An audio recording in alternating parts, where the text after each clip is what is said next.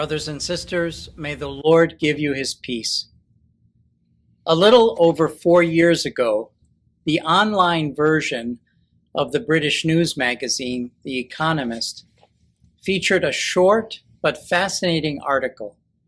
It began this way, quote, "Run your finger along a windowsill. Amongst the fine particles you collect might well be a tiny amount of cosmic dust, bits of detritus left over from the time of the solar system's formation." Unquote. It seems that this cosmic dust has been descending on the Earth ever since the solar system was first formed and had already been identified at the North and South poles. However, the article continues, quote, "Research," in one of the journals of geology, describes the first find of the stuff in urban locales, in the gutters of Paris, Oslo, and Berlin. Researchers sifted through 300 kilograms, or about 660 pounds of gunk, identifying 500 particles not of this world. Their speeds and paths through the atmosphere made them larger and less feather-like than their polar relatives. First, these researchers were in Europe's gutters. Now they're looking at the stars." Unquote. This Feast of the Epiphany invites us to look at ourselves and then look at the stars. The liturgical celebration of Christmas, which lasts this year from December 25th to January 10th, the Feast of the Baptism of the Lord, immerses us in the sheer grace of the Incarnation and has raised us from the gutters to the stars. This is the facet of the mystery of Christmas that we celebrate in today's Feast of the Epiphany. The prophet Isaiah, speaking to a tired and tried people who have just returned from exile, acknowledges the darkness and thick clouds that have hung over them. But much more powerful and motivating, the prophet says, are the light, radiance, and glory of the Lord, who has promised to fill us with good things.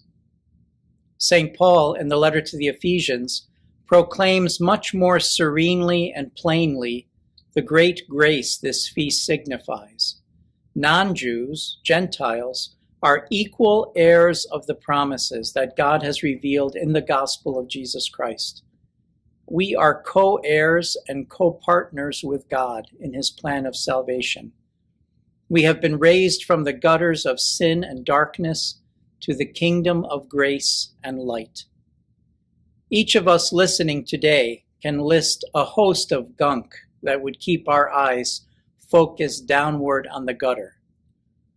The ongoing pandemic that has adversely affected our families, our businesses, and our ability to move about freely.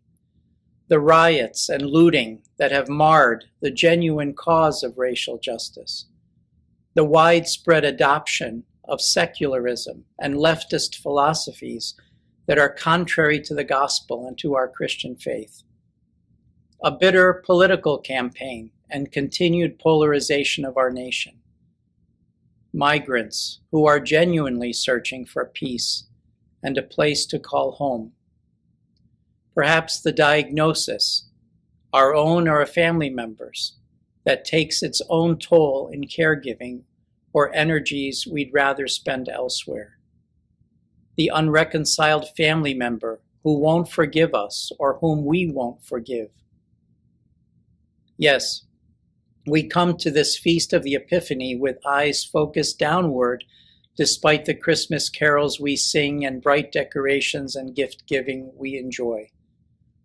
These three mysterious magi risked leaving the comfortable and familiar places of their own souls and looked up to a bright star. The Gospel reminds us that after having presented their gifts before this newborn king, they departed for their country by another way. In other words, they were forever changed by their encounter with this mysterious Holy Family and could not return home unchanged. We have to ask ourselves on this Feast of the Epiphany, do we believe that the Word made flesh dwells with us and wants to be with us especially in our worst places and moments, to proclaim good tidings that lift up our eyes and our whole being toward the stars. If we run our fingers along the window sills of our lives, can we recognize the stardust of divinity, now forever mixed with the fragile particles of our humanity in Jesus Christ? No other religion of the world proclaims what the angels, shepherds, and magi and we proclaim today, that the eternal, unchangeable God has forever chosen to become one with you, with me, with our world, and with whatever is genuinely human. Humanity is good enough for God to embrace, from birth to death to resurrection. Can we imagine the place right now where we least find God and leave the manger today determined to find him? Can we allow the infant Jesus to send us away from the manger as a people converted and lifted up? Can we approach the babe of Bethlehem with what we feel are meager gifts and allow him to take our fragile, wounded humanity and lift it up into his divinity and reach for the stars? Brothers and sisters, Merry Christmas, and may the Lord give you his Christmas peace. Niech Pan obdarzy się swoim pokojem.